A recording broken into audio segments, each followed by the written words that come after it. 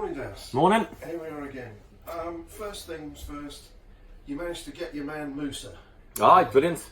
Yeah, come with your idea, Moose. Staying up the road, fantastic. I thought at the end of last season he was showing what he can do. He has played in this league before. He's got in the team of the league before. So he'd be no problem at all. Look forward to that. Means we've got 3 good centre halves in, and plus Cookie as well.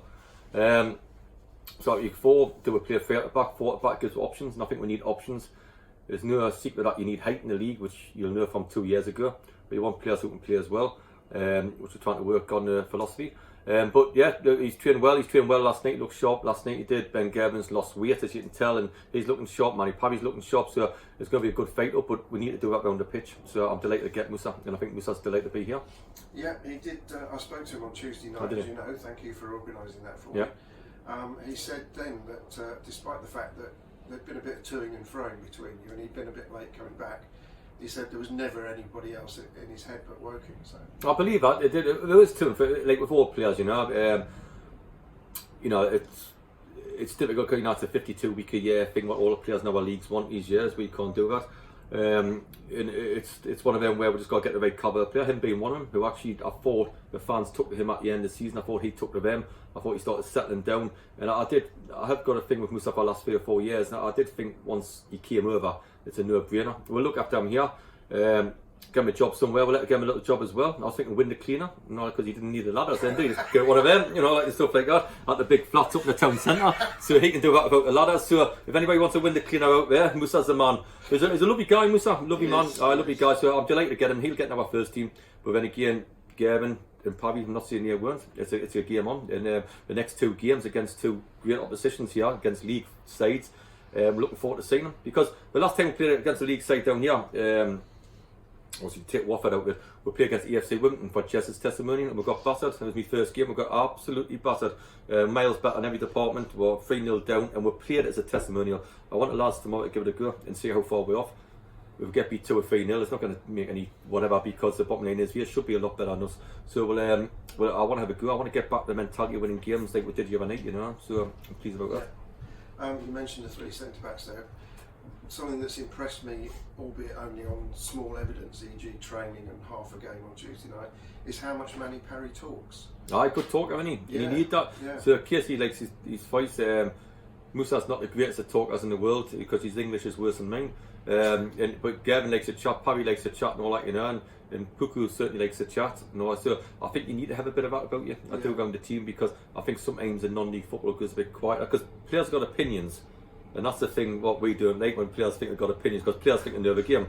But when they chat sensibly, get tight, clear, I love all that I do, and that's how I played the game like that. So I think it's good to chat, and Manny's a big strapping boy who gives instructions, and I'm sure that it'll be a big asset for us. You know? Definitely. Your thoughts on Tuesday night? 2 completely different teams, 1 in each half. Was there any sort of policy behind the selection? It will be. We'll know more in the next 2 games. I thought it was a well organised side down there. Really, really good set up. Really good pick. Made. We're very, very welcome. They did put food on for the end of the game. Couldn't have done enough to make it welcome. I think it's a good setup and all that, But I think in games like that, you do have a hell of a lot of the ball all the time, and and it's one of them a test. Yes, it was, but it'll be more of a test, obviously Saturday, Tuesday, because we'll be up with, and they'll attack with and things like that, and they'll come up and they'll have corners against, we'll have free kicks against, we'll run at our full-backs 1-on-1, the forwards will try to get behind. All the things that maybe couldn't happen on Tuesday night. But yeah, it's like, listen, we had some trialists there, and we've cut down on a lot of the trialists we have. And we'll just got to see tomorrow what tomorrow brings. But the pluses, I thought, like Cook looked really good when he came in the second half at right back. I did. The keepers really had never had nothing to do, so I can't really judge on them. I did, I thought Skinner was excellent. I thought he was probably our Sean Donald done really well, and I thought him and Skinner were the 2 biggest highlights. And obviously getting Heidi on, and he scored his first touch. So I'll take the credit for that. That was outrageous. That's right. So his first touch in. Tops, I thought, worked very, very hard. So I thought we just got, but when it's like that, it's against a little bit lower opposition. Again, no disrespect for them, because they're a good side. You get too much time on the ball, and you get lazy, and you're passing it back. And so it became a pre-season friendly, if you like. Where I hate pre-season anyway. That's why we like to get the games on, like this Salford away, Dunson, big Northern lads getting in at you. Then former local derby before we start. Portsmouth, because you want to test yourself. So it's no, we're good against the Oxford United side, who will be excellent tomorrow, who have just been beat 5-0 by Rangers, who will not want to lose against a team like us. That's the sort of game we need, and the same as Wycombe Wanderers with big like FM up front and all that, and stuff like that. That's the sort of test that we'll look into and see. We're a little bit short here. Maybe we need to use the loan signings there. Maybe we'll not know till these games come. But that's why you always test yourself, because sometimes you look at it and you say, "Craig, we might not win another game here." Like we had last season, Chelsea, Dover. So it doesn't matter. We'll be geared up for the 3rd of August. But I like to test ourselves. I like the pre-season test. And I hate boring pre-season games where everybody gets it. We all try to be like Messi. It's all false. The manager laughs in the stand. All the manager says, which is crap. I'm telling you, this is wrong. What a lot of people say is, well, at least we never got any injuries. That's rubbish. If you don't win a game of football, your injuries come second. First, try to win a game of football. Second, your injuries. Third, your fitness. In the mix, it's ridiculous saying, "Oh, at least we haven't got any injuries," because you might get injured in the first game of the season. At the minute, we've been excellent with injuries. Heidi's back now, working very, very hard. We haven't had any injuries at all, touch wood. But we might get some of the first game of the season. So the first thing of pre-season, fitness I've got, fit. Injuries, whatever you've got, but that's not what you're playing football for. You're there to win a game of football. The injuries, for example, Casey, pulled us on Tuesday night and said, "Can I play 90? Where you'll get one or two saying, "Oh yeah, 45 may do me." That's the mentality of players, you know what I mean? Yeah. So you want players who really want to play in pre-season games, and that's what we want to look for tomorrow, which I will do. Yeah. You mentioned Jack Skinner. He was the only one who played in both halves, and you tried him in a different role in the start of the second half. Loves to play football, loves to play Jack. He's got a lot of. We've had some good lads come from academy. Reggie. I don't know what Reggie's doing, to be honest. We offered another deal here, but we haven't seen him. Wish him well wherever he is. Ozzy Cook done well for, but didn't want to be round as 16. Would rather play first team football. He can't do anything about that. You cannot, Mason's still around, but Skinner wants to play. But I think a lot of young lads, like Cook, who I would have kept, and he didn't want to be in the squad of 16. He wanted to play every single week, and sometimes young lads get in their heads, and that's fine. And I wish him well at Leatherhead and all the rest of it. The same as Declan. But with Skinner, he wants to be around it. He likes to be around the training with the players. He likes to be around the change room with the players. And he's a good mentality ahead, because if he didn't get in straight away, he didn't mind. No, I'm not saying he doesn't mind, but being in the squad at 18, that's good for his education to eventually push on at this level, because a lot of lads go there but don't come back up. And I always talk to young lads saying, if you come from academy, this is your club. I can't just throw you straight in. You can, but it's got to be good enough, consistent enough. But I got it right last year because we got promotion. Now, bottom line is it's one of them where if they don't want to be in the squad, it's a difficult one to hold on to young kids at times. It is so because it's no good having young kids around if they don't really want to be in the squad, because I can't guarantee anybody a game, and that's the sort of thing I have with Skinner. He's been excellent and around the place, and fair play to the lad. It was a very smartly taken goal as well, wasn't it? He's a good player. He's got everything about him. Nice kid, shy, shy lad. It's nice. That's a nice trait to have. He's a good lad around the place. He is. He's come on a ton of lads like him. Martin Taylor's the first one to spot him, to be honest. Last year he scored a hat-trick on his debut, and he's really warm to me, to be honest, because as a manager you've got every right to change your mind or do what you want, and in the last couple of weeks of training I've been watching him. He's got a chance to start tomorrow. You'll be in the squad, that's for certain. You'll get on one of the games and all that. I just think he's done as well as anybody. Great. Let's get another young lad brought through. Absolutely. Good. Let's sell him. Isn't it? Yes, why not? With a sell-on clause, obviously. Obviously, David, I'm quite clued up on all that stuff, and that's what might happen to Reggie if Reggie goes to the pro. I think he's having trials around the place at the minute, and it's hard because he went there on loan because he wanted to play every week, and he's done alright at Farnborough. He has some very good games and consistent games. He's a nice lad, Reggie, but when he come back, because I tried to drag him back for the playoffs, I don't think he felt that a part of it because he'd been away for so long. I think that stuck in his head. Now, we have offered him a new deal, but he hasn't took it. So I think he's trying around, and if he's trying around and coach or whatever, then we'll just get what we can for him and wish him all the best. Simple as that, like all young lads, but we'll move on. It'll be fine. Okay, you talk about trying around. Can you just clear up for people, there are people out there who are a bit confused why team sheets at the moment are saying trialist, and even though there are people around the ground and in the crowd who know who some of them are, because they recognise them from their knowledge of football, we're not publishing the names. I think it's a big thing in football now. I went to watch Bromley against Fulham on Saturday after our training session, and both sides had one or two signed on players, but the rest are trailers. One, the player doesn't really want to be seen, because he just wants to try to impress and all that, And two, managers, for example, if we've got two players playing on Tuesday who we think we can get, but somebody else is there watching them, or we put out there about the playing. Oh, you were working last night. Oh, we'll offer you this. It's just a thing like this. It's a both way of respect thing for a player and a manager and a club, just to see who we are, because they're there to try to impress us. If we do, we might say after a game, but if people know who we are straight away and things like that. So the player wants that, and I think everybody in football does it now. We learned last year about doing it, because you know what I'm like. Oh yeah, that's him. He's playing today, and I could see a couple of lads who are playing tomorrow, but I've learned not to, because if somebody watching this interview, I tell you what, he's playing tomorrow. I tell you what, I might nab him. You've already mentioned one. Go on. You've already mentioned one in this interview. Skinner. No. Who? One of the trialists. Yeah, no, but he's no more. He's alright, him, like, you know, and stuff like that. He's playing tomorrow, and I think we're close on that one. But the bottom line is, and that's why we don't do it, because if I do and somebody nicks him, I could say it's because of this interview. You know what I mean? So it's one of them. We just got to keep it on the wraps. It's a two-way thing. Me personally, I'm not that bothered.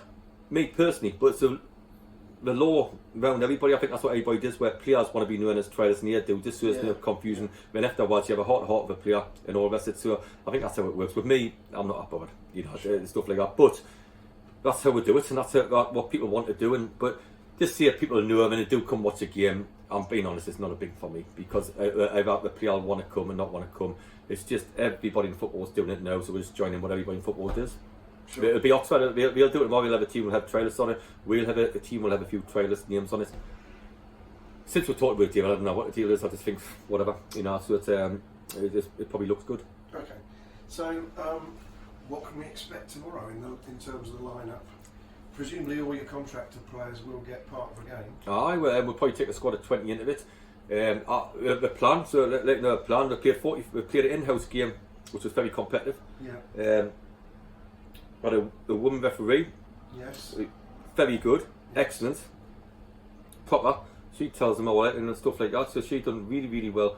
And we had. And she is a big supporter, by the way, and has been for many years. Oh, she's brilliant. Rachel. That's Rachel. Okay, I was mentioning you mentioned names. Say not a trailist. A trailist referee. That's who it was. So she was a trailist ref. But Rachel, Phil's daughter, I thought was bloody brilliant. So we had a competitive game. So then we'll build up to 45 minutes each way. Some lads will play 60 on Saturday. Then we'll change it around on the Tuesday, and they'll play 60 and vice versa. Right. Then against Salford and against Dunstan, we'll play 90. Then it's game on. Then against Foreman against Portsmouth, will be another 90s.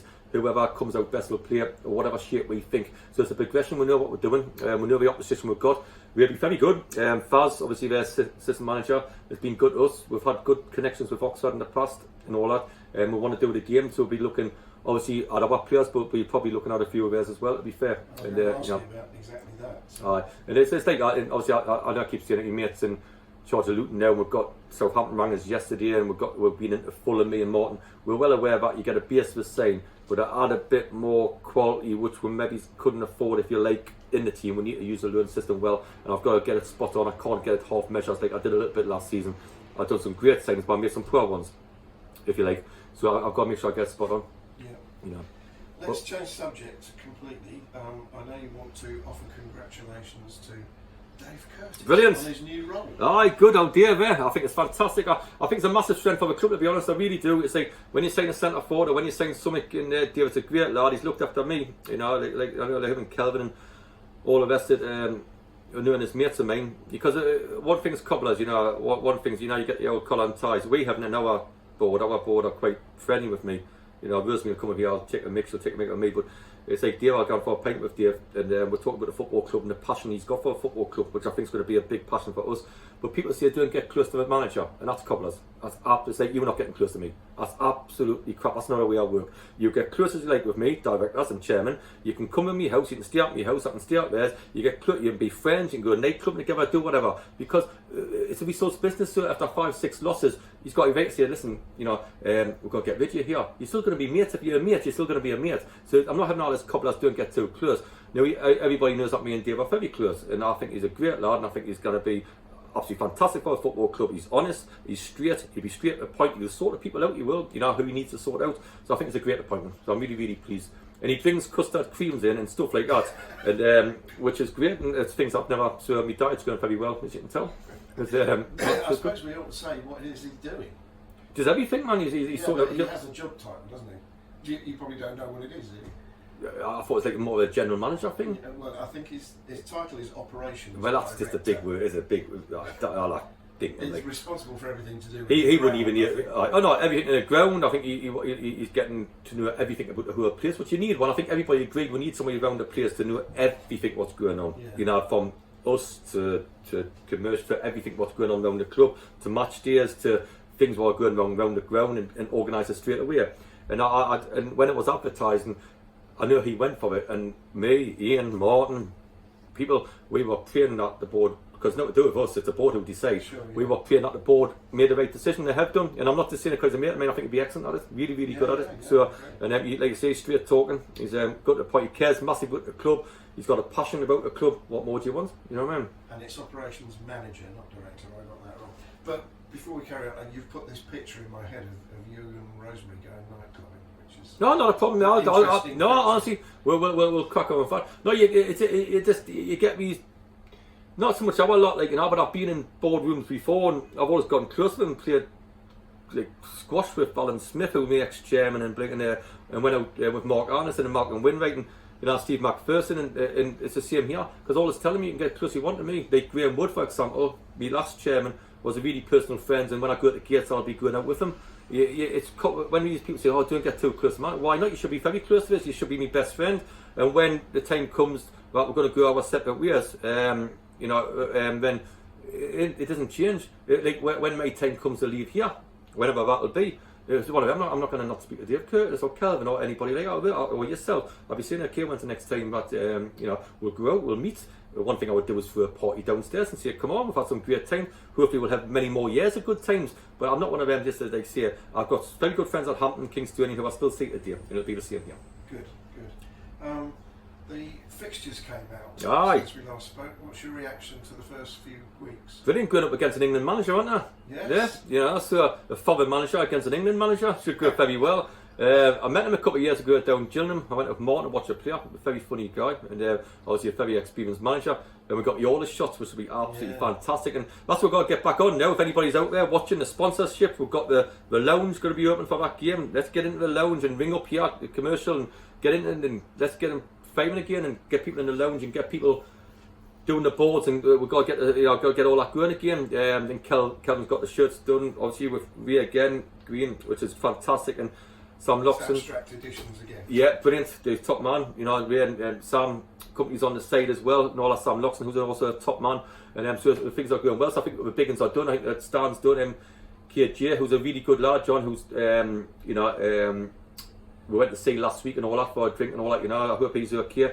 And obviously late waves, all, you know, Andy, who's a great lad as well. So I think everything's good, but you know, we need to get in the lounge. We need to do things, and it's just the traffic. I just look at traffic, you know what I mean? Because you come in here this morning, the traffic and the lights, and I got back when you got the blinking bikers. I had an argument with one this morning. You got people on bikes there, right? Do you ride a bike? No. Good. So I agree with riding a bike because it's good exercise and it takes the, you know, cars and all that. I've got all that, but to join up as a two, then something's gone to three, and I'm trying to drive along the street, and I said, can I just move in a bit, like, you know, you've got to read the book. I said, I'll tell you what, I'll shove that flipping book in a minute, like, you know, just gone 1 and 1, why do we gone 2s? I don't know why we do it.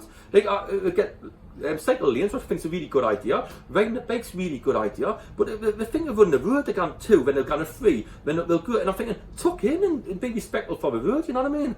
It just made nothing, so I had a bit of a doodah in the way in this morning. So I think with that, the traffic lights, it's you know, it's going to be a bit of chaos, but so the bottom line is to get here early for matches, isn't it? Yeah, very much so. I had the chief sports writer for the Oxford Mail contacted me yesterday, and I said exactly that to him. Roadworks near the ground, get here early. Get here early, that's the best thing, and come on your bike. But when you, if Hodgie does, I'm going to say if Hodgie, because Hodgie gets his bike here, but I bet he's a double upper. Like, if you're going along a country lane, I haven't got a problem with that because it's a nice country, so, but people are trying to get in and out of work, and I got the bike one, fantastic, but the double's one thing, the treble, you can't do, oh, we've got this much, just get along the road and drive the blinking way you want to go to, or cycle where you want to go to, so that done me head in this morning, to be honest, so there you go, but not a worry, yeah, it's fine, it's good, but we have got this charity, do we got on your list? Fun day, 11 o'clock start, 11 till 4, there'll be a few first team players there, there'll be our ladies so the ladies, girls there as well, which were fantastic. It's all for the hospice, which I believe my medals went up to £1,200. It's £1,200. It finishes today, but sadly not before this interview comes out. Will come out. Well, I hope again, whatever it is, 1,200. I'm delighted. It's a great thing for our hospital. Well, brilliant. And I'm delighted about that. Phil sent us a text about that, to be honest, which is great. But we've got signed shirts here, and we've got season tickets and prizes and all that for the hospice. So we'll go there and it'll be like, hit the crossbar challenges. It'll be like trying to get in the bin. We've done a competition in the bin, which the players were useless that one. And all right, They were. All right, let me tell that to you. And then we've got the old fivers, penalty shootout. So we've got all that. So it'll be a fun day. So if any kids are out there, it's 11 o'clock till 4 at Meadow Sports. Come down. You can have a go on. Loads of different things going on. Music and all that. There's music and everything going on and different activities. So and all the money goes to hospice. So it's a great cause, and we're very happy as a football club to back that as well. And it's this, just for information, it's a slightly different method of getting in, isn't it? You pay one sum at the gate, and then everything inside is free, apart from food and drink. A family thing for £10. Yeah, family thing for £10 is great value. And obviously, except for your food, drink, and they'll have the Sky Sports on, so we've got that down there as well. So cricket, if anybody wants a cricket, right. So and it's loads and loads of different activities going on, and we're just one of the little small things activities. So we'll be on the asphalt turf pitch doing our football bit between me, the lads, the girls, the eight. We'll all do that, and there'll be other things going around the green. So I think it'll be a fantastic value and fantastic time. So I hope as many families as you can will get there, and then we'll try to make it. We'll do our bit football wise to make it into a good day. So Fantastic. we're sure we'll do from that. Okay, thanks very much for your time this morning. But I gather, just before we go, that that you're not coming on Tuesday. I'm not coming on Tuesday. Why not coming Tuesday? Because I'm going to a concert in London. Anyway, can we cut it there, please? Because that's all I've got to say about it. It's be the last time Holmesy is interviewing me because he's going to a concert instead of coming to Wigan Wonders. Thanks very much.